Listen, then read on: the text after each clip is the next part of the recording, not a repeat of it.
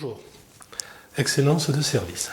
Je me présente, José Diaz, ou JD Roman, quand je publie des livres sur les habiletés commerciales ou de management, d'accord, qui sont utilisés dans de nombreuses universités et écoles de commerce. Alors, excellence de service, de nos jours, sont des thèmes relativement bien dominés, mais on peut encore donner quelques tours d'écrou. Okay. J'ai commencé à travailler ça avec Jan Carlzon et Fred Harber, il y a maintenant plus de 25 ans, donc un hommage à mes maîtres. Et j'ai développé ceci dans tout type de secteur et d'activité. Et donc, j'ai travaillé dans tous les secteurs, dans la plupart des secteurs. Depuis les commodities jusqu'à des hautes valeurs ajoutées, nous allons dire. Et ce qui est très intéressant, c'est que l'expérience de client a des éléments communs, quel que soit le secteur, quel que soit le produit, service que nous proposons. Alors simplement, prenons quelques minutes pour réviser quelques éléments, quelques concepts, quelques définitions. Ok ? Bien. On parle beaucoup de la satisfaction du client. Bien. Satisfaction du client, ça veut dire quoi ? Le client espère ceci, et il reçoit exactement ce qu'il espérait. D'accord ? Bien. Condition nécessaire. Pas suffisante.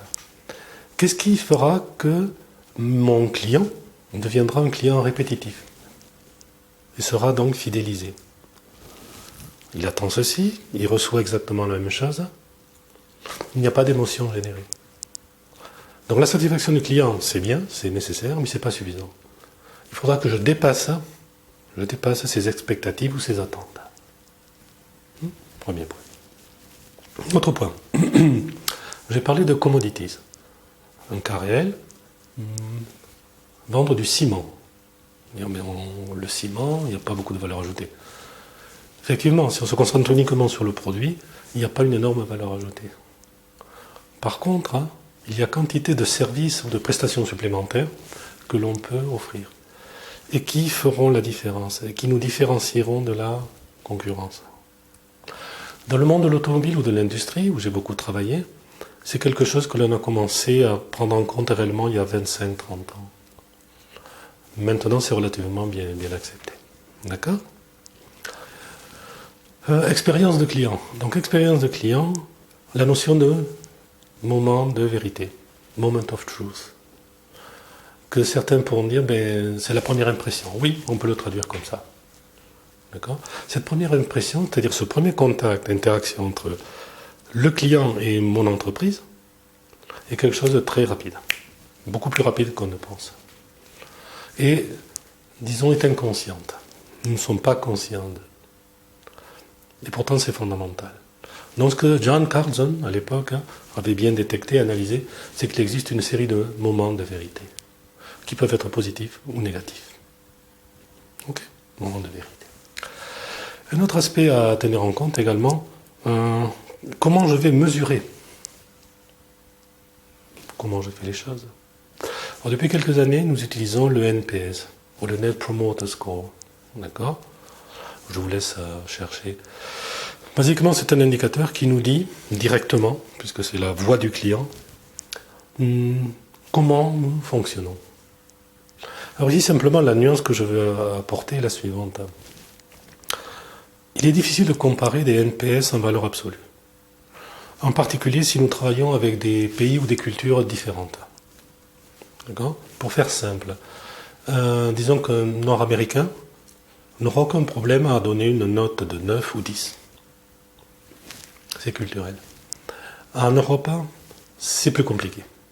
Donc quand nous utilisons un NPS, le plus important, ce n'est pas tant la valeur absolue que l'évolution de mon NPS. C'est-à-dire, où est-ce que je suis et quelle est mon évolution. D'accord ? Autrement, nous comparons des choses qui ne sont pas comparables. Correct ? Un autre aspect à nuancer. Nos clients, qu'achètent-ils ? Un objet avec ses caractéristiques techniques qui fait quelque chose, mais qui produit un bénéfice, c'est-à-dire qui a un intérêt, qui répond à un besoin, exprimé ou latent, ce sera un autre débat.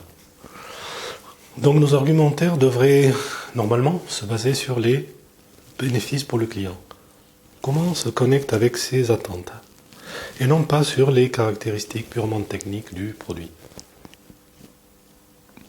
Ok ? C'est plus compliqué parce que ça implique de prêter attention à ce que le client demande.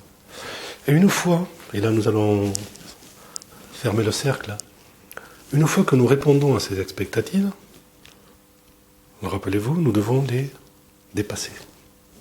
C'est une étape indispensable si l'on veut générer la fidélité du client. Ok ?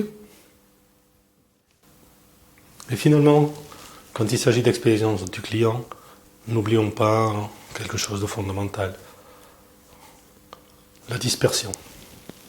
La dispersion dans la qualité de ce qu'on lui offre, pour qu'elle soit à lisser tout le long du temps.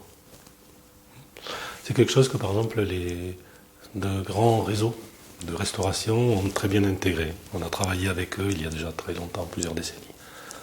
Que le produit, que la solution, que la proposition soit une dispersion la plus faible possible.